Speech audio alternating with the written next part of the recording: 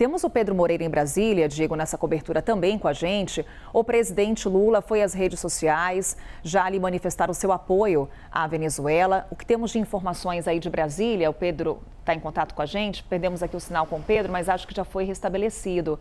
Pedro, nas redes sociais o presidente Lula falou sobre o assunto, manifestou ali o seu apoio. O que a gente tem de informação das autoridades brasileiras também nesse momento? Pedro, bom dia.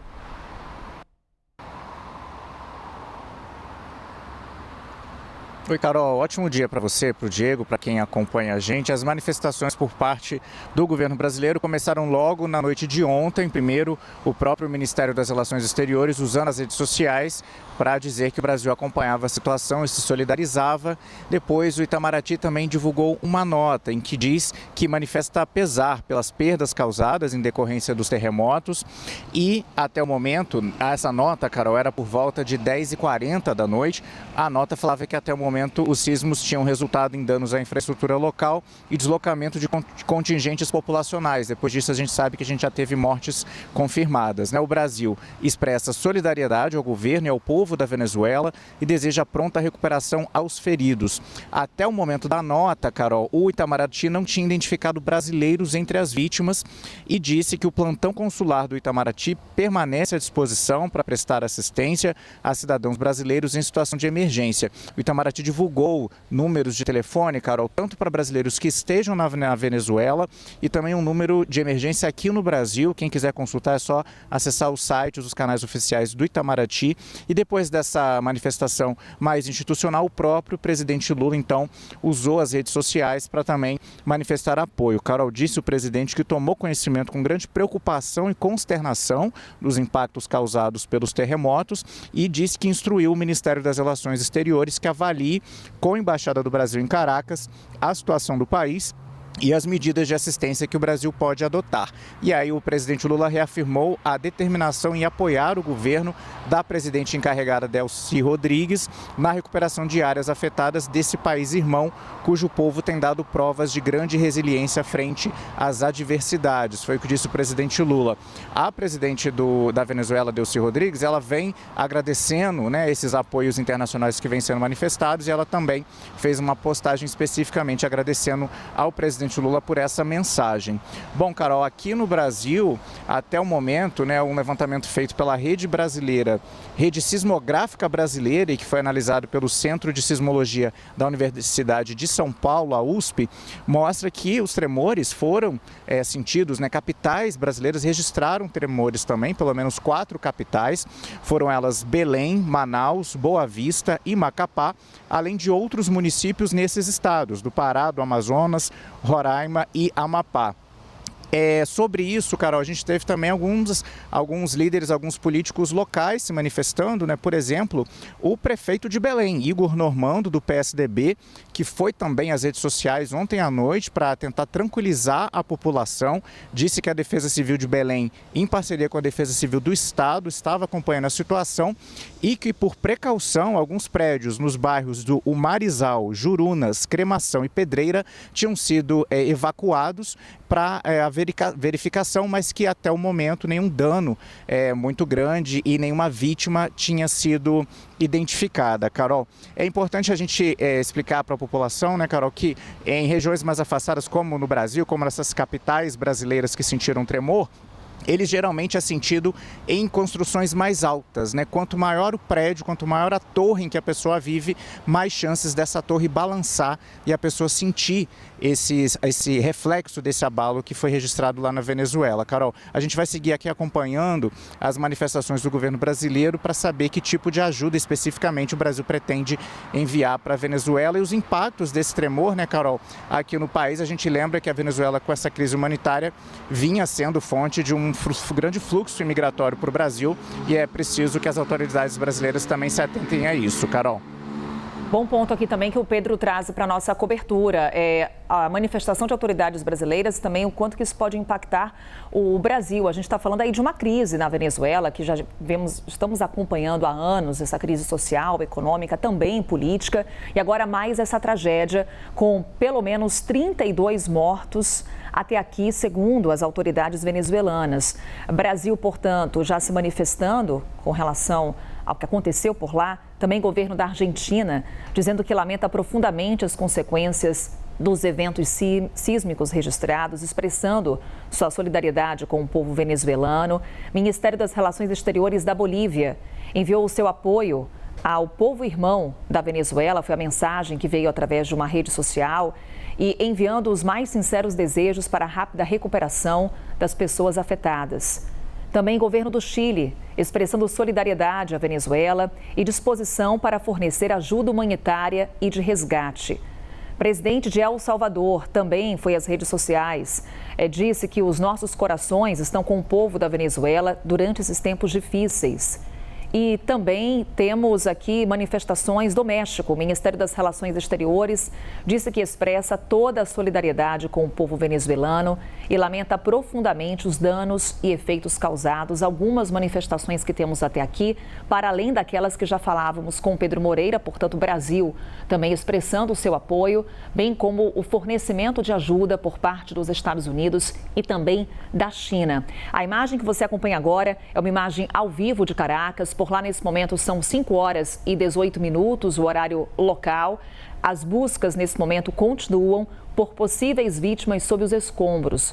Relatos que chegam nesse momento da Venezuela é de que há muitas pessoas sob os escombros nesse momento, por isso, equipes de emergência voltadas nesse trabalho que avançou a madrugada por lá. Então, a gente começa essa quinta-feira também na busca por possíveis sobreviventes em meio aos escombros, prédios que simplesmente vieram abaixo por conta desses fortes tremores, esses fortes terremotos.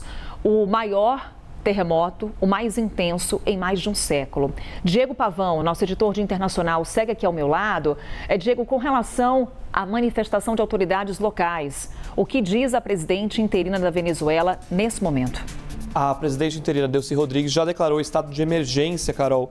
E, inclusive, ela tem dito aqui nas redes sociais que esse número de mortos pode subir, porque esse número que a gente tem até agora, ele não contabiliza uma das áreas atingidas. E é uma das áreas mais atingidas por esse terremoto, ali perto da região de Caracas. Ela, inclusive, disse isso, que não existe ainda um número de mortos que veio dessa região específica atingida, porque as autoridades ainda estão trabalhando em avaliar os danos, avaliar os prédios que desabaram. A gente vê ali um carro esmagado pela força de um prédio, de uma casa que ruiu por causa desse terremoto, e ainda falta contabilizar outros locais que também foram atingidos por